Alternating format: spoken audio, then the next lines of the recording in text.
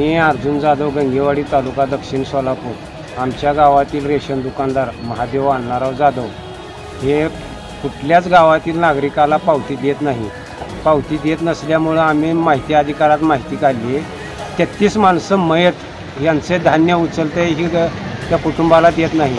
19 मुली लग्न होऊन बाहेरगावला लग्नाला गेलेच्या लग्न होऊन, तरी त्यांचे धान्य त्यांच्या घरी कुटुंबाला न देता ही स्वतः किती वर्ष झाली लग्न होऊन आणि किती वर्ष झाली मयत होऊन प्रत्येकाची चौकशी व्हायला पाहिजे.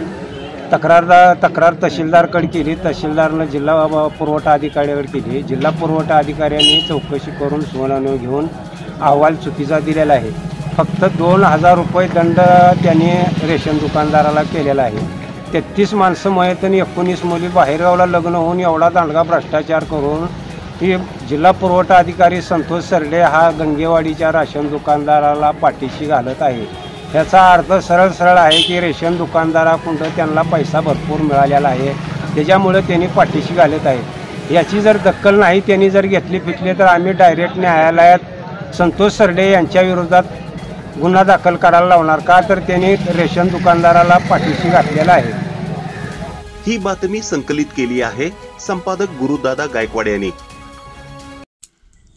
ताज्या घडामोडी पाहण्यासाठी आजच महाराष्ट्र सुखदेव न्यूज या यूट्यूब चॅनलला लाईक आणि सबस्क्राईब करा. ताज्या घडामोडी पाहण्यासाठी आजच महाराष्ट्र सुखदेव न्यूज या यूट्यूब चॅनलला लाईक आणि सबस्क्राईब करा.